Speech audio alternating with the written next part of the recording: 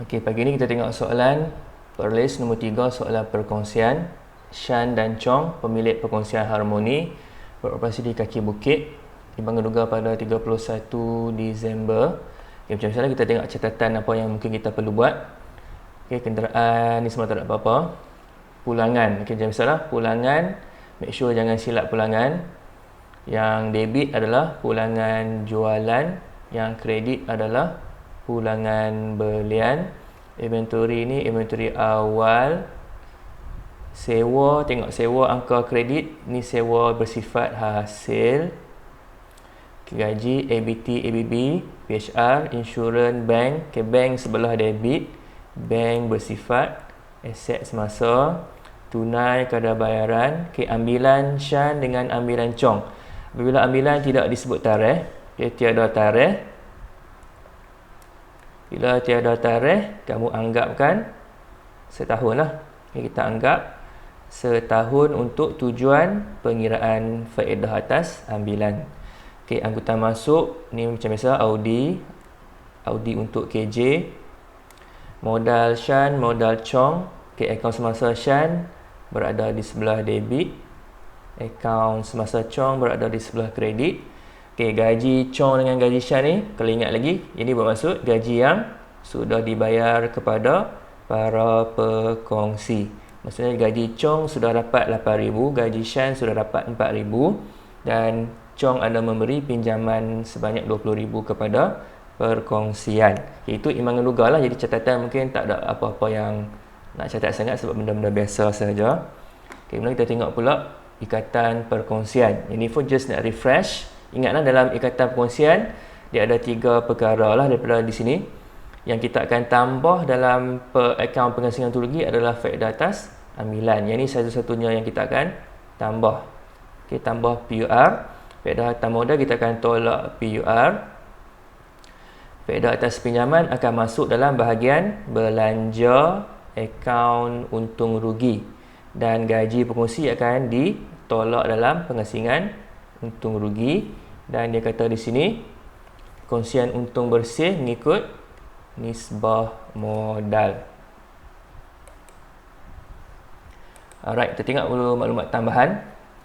Rakan kongsi buat pelarasan perkara berikut. Okay, inventory akhir kita akan ambil yang terendah. So, kita ambil 12,500 untuk inventory akhir. Dan untuk maklumat B, keyword kat sini adalah sewa. Tapi dia bagi ni sewa bulanan, tak apa, kita kira balik. Sewa. Jadi dalam Imbang Geduga kamu warnakan sewa. Ini maklumat tambahan untuk huruf B lah. Akan baca semula nanti sewa maklumat tambahan B. Kemudian susut nilai kenderaan, kaedah atas kos garis lurus, alatan baki berkurangan. Jadi dalam Imbang Geduga kamu akan warnakan susut nilai terkumpul. Ini akan menerima pelarasan dan juga alatan. So, kena ingatlah nanti bila kita dah kira nanti kamu akan tambah dengan susut nilai untuk kedua-dua item SNT ni. Yang ni maklumat tambahan C. Okay, kemudian untuk berikutnya hutang ragu, kita just colour dulu. Hutang ragu, kamu akan membuat pelarasan untuk peruntukan hutang ragu. Ini warnakan yang ni, peruntukan hutang ragu. Yang ni maklumat tambahan D. Okay, insurans. Next item is insurans. Keyword belanjanya adalah insurans. Bermula pada 31 Mac untuk tempoh setahun. Tak apa, kita tengok. Tapi yang kamu nak warnakan di Imbang Geduga adalah insurans. Yang ni kita akan baca semula maklumat tambahan untuk E. Dan bil elektrik belum dijelaskan. Bil elektrik belum dijelaskan.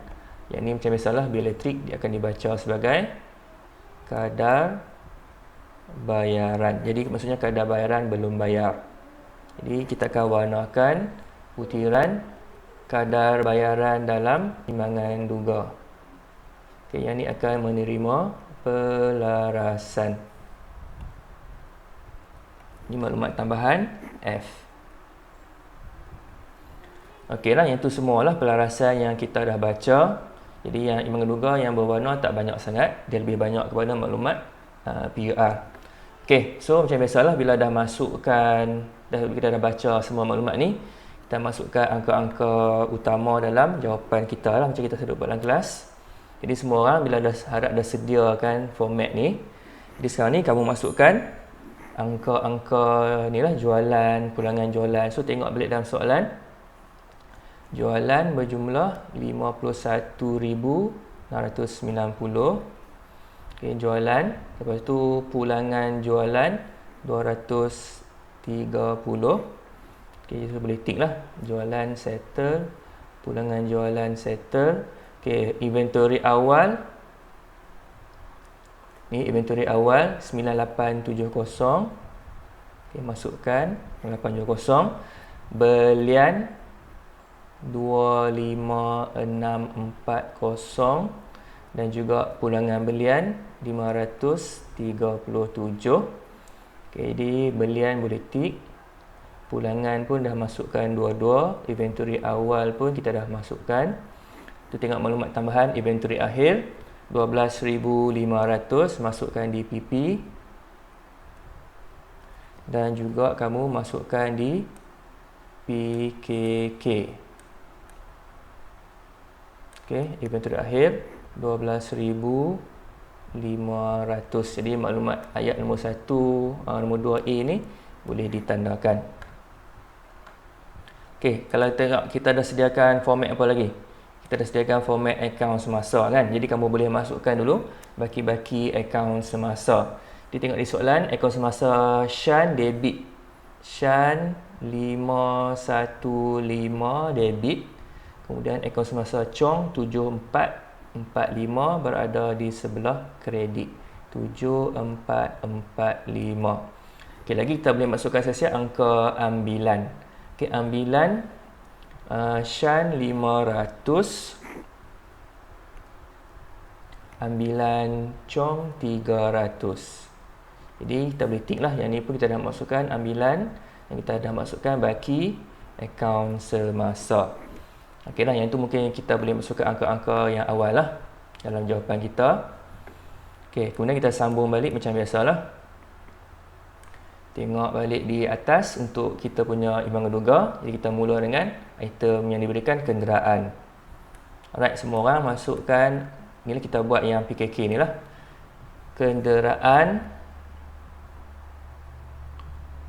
So kita ambil 85,600. Jadi alang-alang kita duduk kat sini, kita masukkan terus dia punya lagi satu alatan. Kita ambil item alatan 11,500. Okey, jadi kita boleh tick lah kenderaan dengan alatan. Alright, sekarang kita settlekan siap-siap dia punya susut nilai. Jadi macam biasalah kena kira dulu belanja susut nilai. Jadi kita patah balik pergi ke kertas akaun untung rugi lah. Okey, kat tempat belanja ni kita tengok balik lah maklumat soalan kita untuk kenderaan. Dia kata susut nilai kaedah 10% atas kos. Jadi kamu tulis nama dulu di sini. Susut nilai kenderaan 10% atas kos. Jadi kos kenderaan adalah sebanyak 85,600. Okay, kali 85,600, 10%. So kamu akan dapat 8560. Kan kamu dapat susut nilai kenderaan 8560. Okay, jadi kita settlekan terus untuk susut nilai terkumpul kenderaan. Kita tengok balik soalan ni. Kamu ada 17120. Kita akan tambah dengan 8560. Jadi kamu tekan kalkulator kamu. So kamu terus pergi semula ke kertas penyata kedudukan kewangan. Kita isi kat sini lah. Susut nilai terkumpul kenderaan.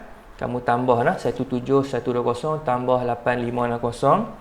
Kamu akan dapat SNT kenderaan yang baru adalah berjumlah 25,680.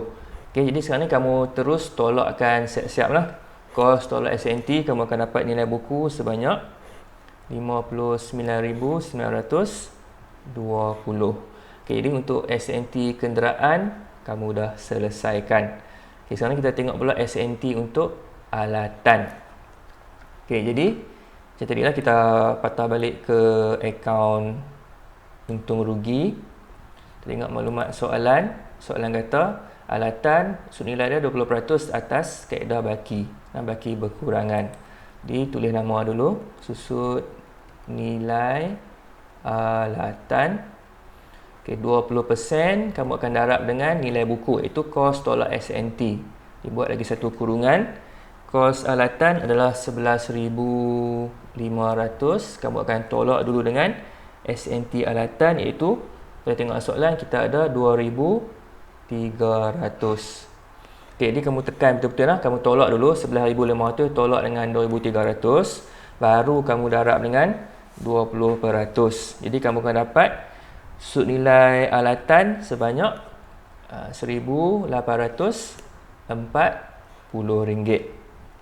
Jadi prosedur yang sama macam ni kan. Bila dah dapat belanja susut nilai, kamu dah faham bahawa kamu akan tambah dengan SNT yang sedia ada. 1840 kamu akan tambah dengan 2,300. Jadi bila dah dapat angka di PP, kamu terus pergi semula ke PKK dan isikan di SNT. Sekarang ni SNT alatan tambahlah 2,300 tambah 1840. Kamu akan dapatkan angkanya berapa? Kamu akan dapat 4140. Okay, di SNT alatan 4140. Dia kan kamu terus tolakkan lah. 11,500 kamu tolak dengan 4140. Kamu akan dapat nilai buku untuk alatan 7,360. Jadi sekarang ni kamu terus jumlahkan lah. Kalkulator dah ada nombor ni, kamu tambah dulu dengan nilai buku kenderaan. Kamu akan dapat jumlah di sini adalah 67,280. Okay, jadi itu cara kamu nak selesaikan item susut nilai dan juga susut nilai terkumpul. Nah, kita kira dulu di bahagian belanja. Lepas tu kita terus tambah di SNT dan terus kamu tolakkan untuk mengira nilai buku. Jadi maklumat SNT dengan maklumat susut nilai nombor huruf C ni kita boleh tick lah. Kita dah buat untuk kedua-dua susut nilai. Alright. Kita sambung dengan sewa. Sewa dalam soalan ni sewa hasil. Jadi sewa hasil maksud dia kita kena patah balik ke akaun untung rugi, bahagian hasil lah. Okay, sewa, tulis nama dia sewa. Kita baca maklumat tambahan tadi, dia kata sewa bulanan. Jadi bila soalan bagi kamu sewa bulanan, biasanya apa yang kita nak kena buat? Kita akan darab dengan 12. Jadi itu yang dipanggil sewa yang sepatutnya kita terima. Jadi terus kamu masukkan dalam jawapan 1,500 kamu darab dengan 12 bulan. Jadi sewa kamu akan dapat sebanyak RM18,000. Ya, RM18,000 itu dipanggil sewa yang sebenar. Okey, kita kali 12 dapat RM18,000. Jadi kita compare dengan angka sewa yang sudah pun diterima. Kalau tengok balik soalan, kita sudah terima sebanyak 11,000. Kita patut terima 18,000. Jadi kalau tengok ni, kita ada sewa apa? Siapa nak jawab?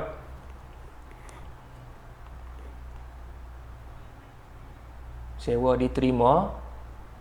Tak, ni maksud cikgu yang dalam PKK. Kita patut dapat 18,000, kita baru dapat 11,000. Dalam PKK nak tulis nama dia, nama penuh dia apa? Sewa apa? Dalam PP betul lah sewa diterima, dalam untung rugi sewa diterima. Yang dalam PKK ni, dia ada sama ada sewa belum terima ataupun sewa belum terperoleh. Chan dah jawab lah. Bertaip sewa belum terima. Suara dia mahal yang ni. Okey, itu betul lah. Sewa belum terima. Jadi kita terus pergi ke PKK. Ini terus pergi ke PKK. Sewa belum terima ni adalah aset lah. Kamu tambah item baru. Sewa belum terima, buat pengiraan balik lah, 18,000 tolak dengan 11,000. Jadi kita dapat aset semasa sewa belum terima berjumlah RM7,000. Okey nah. So selesai satu lagi item. Maklumat tambahan B boleh kamu tik. Item sewa pun selesai. Okey, sekarang kita ada 3 item kat sini yang tidak ada warna. Okey, mana kita ada kat PKK, saya isi dululah ABT. ABT 4550. Lepas tu ABB, isi kat ABB 3348. Okey, sekarang kita isi gaji. Okay, gaji pekerja, belanja.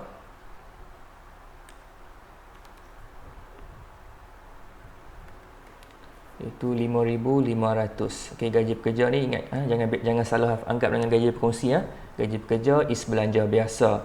Gaji berkongsi baru yang kita masuk dalam pengasingan dengan akaun semasa. Okey, sampai ke item peruntukan hutang ragu 565. Jadi yang tu yang angka lama. Soalan kata hutang ragu adalah 4% atas akaun belum terima. Jadi kita pergi ke PKK lagi sekali. Kita kira di sini dulu lah. So 4% kamu darab dengan ABT 4550.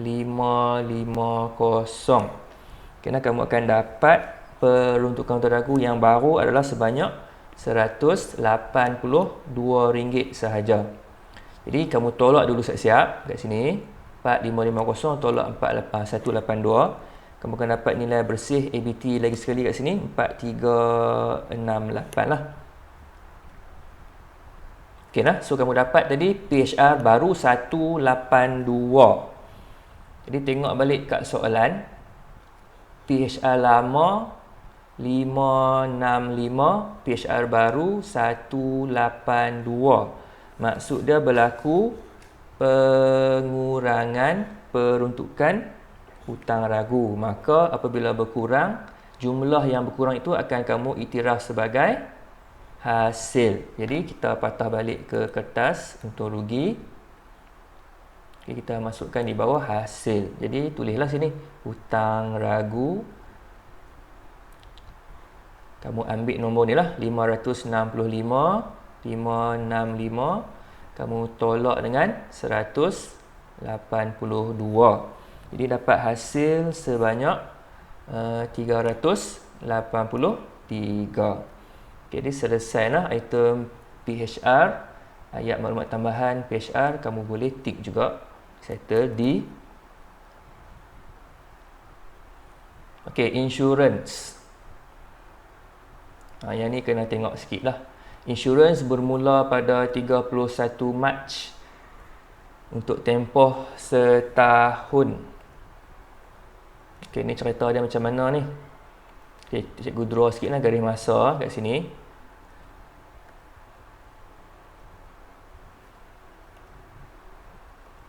31 Mac ni maksudnya bulan Mac tu nak kira tak?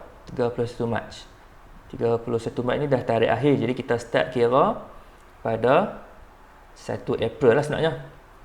Tak apalah. Kalau ikut setahun dia habis bila? Kira lah setahun. March. So dia akan habis bila? Februari lah kan?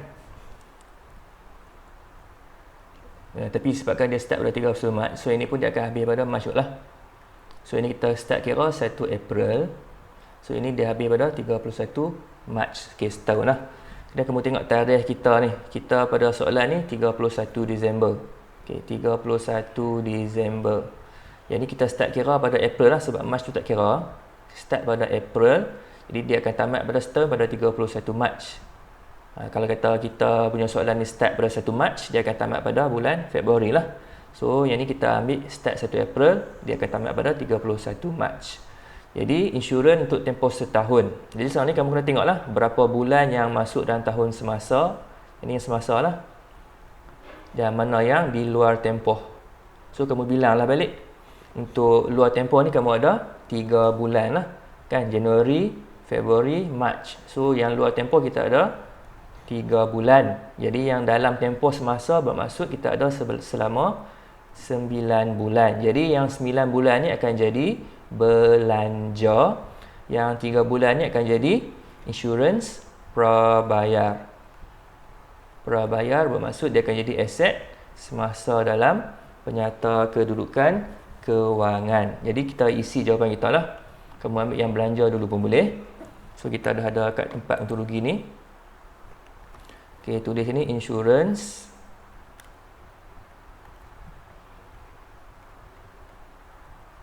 tengok balik angka dalam soalan. Dalam soalan insurans dah 1760.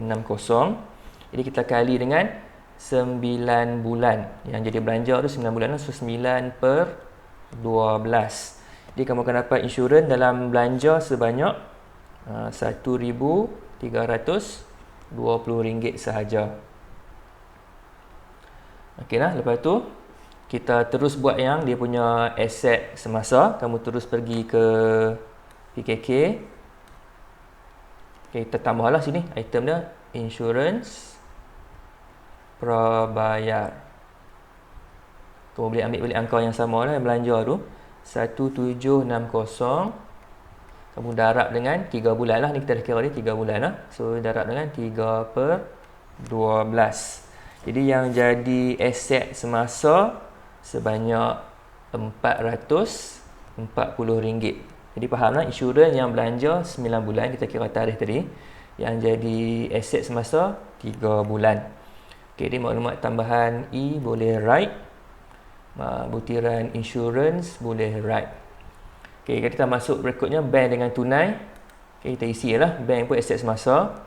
So 11,020, tunai 3420. Okey, settle. Dan sampai item kadar bayaran. Kadar bayaran belanja. Okay, tulis dulu kadar bayaran. Maklumat tambahan kata apa tadi? Kita ada bil elektrik belum dijelaskan. Jadi bila belum bayar bermaksud kita kena tambah belanja dan kita akan wujudkan liability semasa. Jadi kadar bayaran angka dalam soalan yang mengeduga adalah 1,360. Jadi kamu kena tambah dengan 550. Jadi dalam belanja sekarang ni kamu akan dapat jumlah kadar bayaran adalah sebanyak RM1,910. Okey, kemudian kamu terus buat yang dia punya liability. Kita pergi ke PKK. Okey, masukkan di bawah inilah liability. Kadar bayaran belum bayar, iaitu kita dapat 550 maklumat tambahan. Okey, so selesailah untuk item F. Boleh kamu tick dan butiran kadar bayaran pun selesai. Alright, next item angkutan masuk kos jualan. Tapi sebelum tu alang-alang kita ada di sini dah di PKK. Kita masuk dulu angka modal lah. So modal Shan adalah 20,000. Kemudian modal Chong 40,000. Okey, jadi kita masukkan pula angkutan masuk 240. Okey, angkutan masuk letakkan di sinilah. So sebelum ni saya tak tolak lagi. So sekarang ni kita tolak dululah belian bersih ni. Tadi lupa tolak. So kita kira dulu belian tolak dengan pulangan belian, kamu patut dapat sebanyak 25,103. Yang tadi ni jualan tolak pulangan jualan ni kamu patut dapat 51,460. Okey, sekarang ni kita sambung dengan angkutan masuk. So angkutan masuk berada di bawah belian bersih. Jadi operasi dia tambah nah. Angkutan masuk Audi semua kena tambah sebab apa? Dia meningkatkan kos belian. Jadi angkutan masuk sebanyak 240. Okey, jadi bolehlah nak jumlah siap-siap kat sini. Bawa terus ke tengah. Belian bersih tambah dengan angkutan masuk, kamu akan dapat kos belian 25,343. Okey, sampailah ke item gaji Chong dengan gaji Shan ni. Yang ni saya selalu sebut kita KIV dulu. Sebab ini adalah item pengasingan. Untuk rugi kita kena baca bersama dengan ikatan perkongsian. Dan lepas tu kita ada item last ni pinjaman daripada Chong. Ini kamu boleh masukkan dalam PKK. Ini kita masukkan semua sebagai LBS lah sebab dia tak bagi tempoh pinjaman. Kita anggap semua sebagai liability bukan semasa. Kamu tulis sini pinjaman daripada Chong iaitu 20,000. Okey nah. So sekarang ni kita settlekan pula item-item dalam ikatan perkongsian. So semua orang sila berada di kertas pengasingan untung rugi. Okey, untung bersih kita tak tahu lagi. So kita akan masukkan. Kita tengok dulu syarat-syarat dulu. Okey, yang pertama faedah atas modal 5% setahun. Okey, faedah atas modal 5% setahun. So kamu boleh masukkanlah 5% di bahagian faedah atas modal. Okey, darab dengan modal masing-masing lah. Shan modal dia 20,000. Chong modal dia 40,000.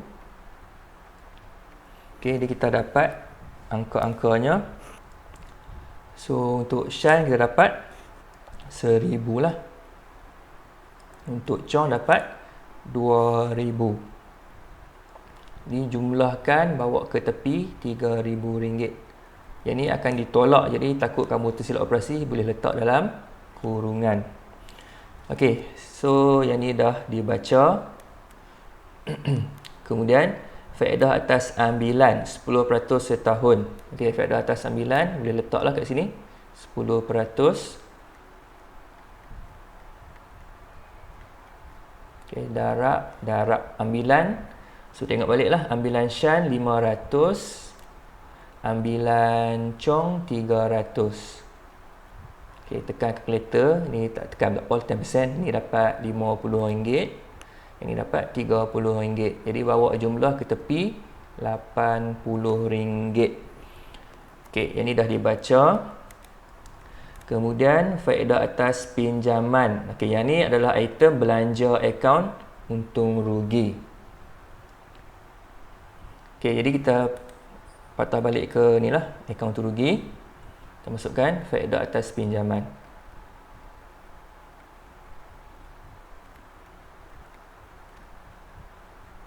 Okey, 8% kamu darab dengan pinjaman lah, darab dengan pinjaman ni 20,000.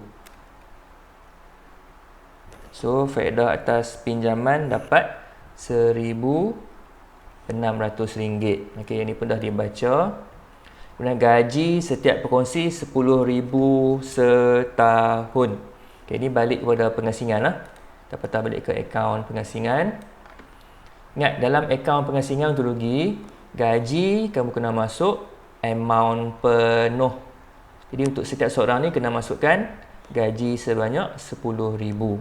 Shan 10,000. Untuk Chong pun masukkan 10,000. Jadi jumlah kedua-dua orang ni 20,000 bawa ke tepi. Ini pun akan ditolak kemudian. Okey, maklumat ni pun sudah pun dibaca. Alright. Jadi kita dah baca tu, jangan kita kalau ikut kan kita ada lagi nak kira apa? Nak kira pengasingan ni kita kena tahu dulu untung bersih dengan nak lengkapkan akaun semasa. Jadi sekarang ni kamu sambung kirakan untung bersih dalam akaun perdagangan dan untung rugi. Alright, so kita sambung pengiraan di sini lah. Kita ambil pengiraan di bahagian kos jualan. So ingatlah operasi dia, inventory awal kamu kena tambah dengan belian, kos belian ni, dan kamu akan tolak dengan inventory akhir. Kamu akan dapat jawapan dia itu kos jualan bawa ke tepi. Okay, kira betul-betul you know. Alright, inventory awal kamu tambah dengan kos belian. Sini kamu dapat 35,213. Okey, kamu akan tolak dengan inventory akhir, bawa angka ke tepi, tolak dengan 12,500, kamu akan dapat kos jualannya sebanyak RM22,713. Okey, yang ni dapatlah kos jualan lah. Jadi sekarang ni kamu nak kira untung kasar pun jangan silap operasi, kamu akan ambil jualan bersih di atas ni, kamu akan tolak dengan kos jualan. Okey, jadi kita akan dapat untung kasar itu sebanyak RM28,747. Okey, itu untung kasar. Okay, kita sambung pengiraan ke bawah. Okay, jumlah hasil senang lah. Ini dapat apa? 18383. Alright, next kita ada jumlah belanja. So kamu tambah dulu, ada berapa ni? Ada 6 belanja ni. So jumlah belanja kamu patut dapat sebanyak 20,730. Okey, jadi operasi betul-betul lah, kira betul-betul. Untung kasar kamu akan tambah dengan hasil, kamu akan tolak dengan belanja. Okey, untung kasar kamu tambah hasil, kamu akan dapat nombor dia dulu, 47,130.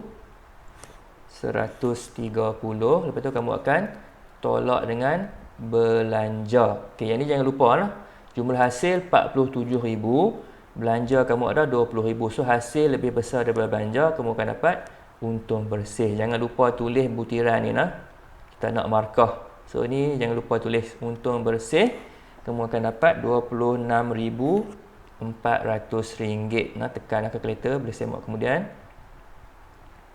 Okey, bila dah dapat untung bersih ni, baru kita akan lengkapkan akaun pengasingan untung rugi dan juga kita lengkapkan akaun semasa. Jadi bawa angka yang sama tu, 26,400, kamu masukkan ke pengasingan untung rugi. So letak kat atas ni lah, 26,400 ni. Make sure kamu bawa sebarang angka yang kamu dapat daripada untung bersih masuk ke pengasingan untung rugi. Okay, dan kita sambung pengiraan 26,400, kamu nak tambah lah. Yang ni nak ingat lah kita punya formula tu. Tambah, terbalik dia susunan, tambah faktor atas ambilan. Yang cikgu silap tulis ni, yang ni patut duduk di sini ni. Okay, tambah faktor atas ambilan. Dan kita akan tolak dengan faktor atas modal dan juga gaji. So ini kita akan dapat 26,480. Okay, kamu tolak 3,000, tolak dengan 20,000. Last sekali kamu akan dapat 3,480. Ya, kamu akan dapat 3,480. Ingat, nombor ini masih lagi positif. Kan, nombor ni masih lagi nombor positif. Bila nombor positif maksudnya, ini adalah kongsi keuntungan. Jadi nombor ni yang kamu akan gunakan untuk diakhirkan antara Shan dengan Chong. Jadi nombor yang kamu dapat ni, di bawah ruang akaun semasa ni kamu tuliskan jalan kira adalah, ambil balik 3,480, 3,480. Tengok soalan dia kata bahagi mengikut nisbah modal. Jadi modal dia inilah 2, inilah S nisbah C, Shan nisbah Chong 2 nisbah 4. Kita kecilkan dapat 1 nisbah 2. Jadi Shan darab dengan 1/3. Untuk si Chong kita ambil 2 lah, 2 bahagian lah, darab dengan 2/3 bahagian. Jadi kamu akan dapatlah angka ni. Untuk Shan kamu akan dapat 1160 dan untuk Chong kamu akan dapat 2320. Jadi make sure jumlah yang kamu dua-dua ni, make sure dapat balik 3,480. Make sure jumlah dah sama lah. Maksudnya kamu dah agihkan ke semua untung yang kamu dapat. Okey, sekarang ni kita nak lengkapkan akaun semasa menggunakan angka-angka daripada PUR ni. Okey, yang masuk sebelah debit kita dah letak satu ni kan, faktor atas ambilan. Jadi kamu ambil baliklah angka yang sama tu, 50 untuk Shan dan 30 untuk Chong. Okey, kemudian yang lain ni semua masukkan ke sebelah kredit. Faktor atas modal ni semua akan masuk ke sebelah kredit. Saya cikgu turun sikit. Okey, faktor atas modal.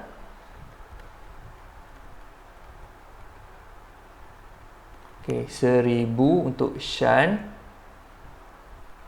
2,000 untuk Chong. Okey, lepas tu kamu ambil pula gaji. Yang ni kena ingatlah. Gaji dalam akaun semasa kita masukkan hanya yang belum bayar sahaja. Ni yang kita tengok tadi, yang kita KIV ni. Gaji untuk kedua-dua mereka 10,000 seorang, tapi Chong sudah dapat gajinya 8,000. Jadi dalam akaun semasa untuk Chong, gaji kamu masukkan RM2,000 lah. Okay, 10 tolak dengan 8,000. Untuk gaji Shan, kita dah perkongsian dah bayar dia 4,000. Jadi untuk gaji perkongsi Shan kita masukkan dalam akaun semasa sebanyak RM6,000. Okey, yang ni antara angka yang selalunya tidak sama daripada pengasingan untung rugi, selalunya lah. Bergantung kepada timbangan duga. Kalau dah ada gaji pengurusi yang sudah dibayar, kita kena masukkan gaji yang belum bayar sahaja. Okey, kemudian kita masukkan ni lah yang kongsi untung. Okey, bila kongsi untung kena ingatlah nak masuk sebelah mana. Ni kamu kena faham balik lah. Akaun semasa ni akaun equity pemilik. Modal bertambah, kita akan kreditkan. Kalau modal berkurang, kita akan debitkan. Ingatlah, akaun semasa ni akaun bersifat equity pemilik. Ini adalah untung. Okey, yang ni adalah untung. Untung akan menambahkan equity pemilik. Jadi kamu masukkan angka kongsi untung tu ke sebelah kredit akaun semasa. Bukti dana kamu tulis pengasingan untung rugi. Okey, salin baliklah untuk Shan 1160, untuk Chong 2320. Okey, dan ada satu lagi item yang mungkin kamu akan tertinggal, iaitu faedah atas pinjaman. Okay, kita tengok tadi kan, kita dah kira dalam akaun untung rugi faedah atas pinjaman kita dapat 1,600 lah, ni pinjaman daripada Chong. Okey, kamu nak tengok sama ada faedah atas pinjaman ni sudah pun dibayar oleh perkongsian ataupun belum dibayar langsung. Jadi kamu kena refer balik ke imbangan duga kita. Kalau kita tengok balik imbangan duga, memang dia belum ada lagi butiran faedah atas pinjaman perkongsi. Bermaksud ke semua 1,600 ni belum lagi dibayar. Jadi kamu kena masukkan dalam akaun semasa angka yang sama. Okey, dia masuk belah mana? Dia masuk sebelah kredit jugalah. Faedah atas pinjaman. Itu untuk Chong sebanyak 1,600. Okey, ini lagi satu lah item yang kamu kena ingat. Dia tidak ada dalam pengasingan untung rugi, tapi kalau dia ada dalam ikatan perkongsian, kamu dah tengok nak masuk ataupun tidak bergantung kepada sudah dibayar ataupun belum dibayar lagi. Okey, jadi kita dah siapkan akaun semasa lah, semua butiran dah masuk. Sekarang ni kita kena imbangkan akaun semasa. Saya nak cikgu nak sambung sikit garisan ni, tak cukup lah pula. Kena kita imbangkan akaun semasa. Kalau kita tengok secara kasar, memang jumlah sebelah kredit adalah melebihi jumlah sebelah debit. Jadi cikgu terus bagi angka kat kamu lah. Okay, baki HB. Kalau ikut untuk Shan, kalau kamu totalkan kolom kredit Shan ni, kamu akan dapat jumlah besar dia 8160. Okay, 8160 tolak dengan 3 nombor di sebelah debit ni, kamu akan dapat baki dia sebanyak 7095. Okay, ni pun baru tulis ya, 8160, jumlah besar. Okay, untuk Chong, kamu tambah kolom kredit akaun semasa Chong ni, kamu akan dapat jumlah besarnya sebanyak 15365. Okay, tulis dua-dua belah lah, 15365. Dan kamu tolakkan sebanyak 330. Jadi untuk Chong, baki akaun semasanya adalah RM15,035.035. Okey lah. Dan untuk akaun semasa, jangan lupa kamu buat jawapan sampai baki BB. Okey, baki BB ni yang tempat markah untuk baki akhir 1OF. Okey, 7095 15035. Kalau kita lihat untuk akaun semasa ni, kedua-dua baki mereka, baki HBB tu berada di sebelah kredit. Jadi kalau kita ingat lagi apa maksud akaun semasa berbaki kredit, ini bermaksud modal untuk Shan meningkat sebanyak RM7,095 dan modal Chong meningkat sebanyak RM15,035. Okey, jadi kita tengoklah, kita kena masukkan angka akaun semasa ni ke dalam penyata kedudukan kewangan. Okay, ni cikgu dah lebarkan sini, kamu tengoklah. So dua-dua mereka ni baki akaun semasa baki kredit. Ni semua ni baki kredit. Kalau baki kredit bermaksud akaun semasa tu bernombor positif. Jadi kamu just salin lah kat sini. Masukkan balik lah 7095, masukkan sebagai nombor positif. Sebab dua-dua mereka berbaki kredit. Okay, 15035. Okay, sekarang ni kamu boleh selesaikan dulu bahagian jumlah untuk ekuiti pemilik. Okay, modal berjumlah 60,000. Okay, akaun semasa kamu tekan kalkulator, dua-dua ni kamu akan dapat jumlahnya sebanyak 22,130. Okay, kamu tambah dulu modal-modal ni. Jumlah ekuiti pemilik kamu akan dapat 82,130. Last sekali kamu tambah dengan pinjaman, kamu akan dapat jumlah besar soalan ni adalah 102,130. Okey, nah itu kamu dah selesaikan untuk bahagian ekuiti pemilik. Nah, bila dah dapat jumlah baki akaun semasa, okey, dua-dua ni baki kredit bermaksud angka positif, masukkan ke dalam PKK dan buat penjumlahan macam biasa. Alright, sikit lagi nak settle. Kita nak selesaikan bahagian atas ni pula lah. So, yang ni ingatlah, untuk aset semasa, kamu ingat jumlahnya masih lagi kekal di tengah. Untuk liability semasa, jumlahnya kita akan bawa ke tengah. Dan kita akan ambil aset semasa, kita akan tolak dengan liability semasa untuk kita mengira modal kerja yang kita akan tulis di baris atas jumlah itu. Okey, kamu tekan kalkulator. Jumlah aset semasa, saya bagi angka lah, kamu patut dapat sebanyak 38,748. Okey, itu jumlah aset semasa. Kemudian kamu tengok pula liability semasa, LS, kamu jumlahkan, kamu patut dapat 3898. Okey, last sekali kamu akan tolak lah jumlah AS, tolak dengan jumlah LS, dapat modal kerja, tulis di baris yang betul. Nah, bukan jumlah nah, di atas jumlah, iaitu RM34,850. Dan akhir sekali kamu akan jumlahkan modal kerja ni dengan nilai buku aset bukan semasa di atas. Jadi kamu akan dapat jumlah besar sepatutnya sama dengan jumlah bawah lah, itu RM102,130. Okey, nah itulah jawapan untuk soalan perkongsian negeri Perlis.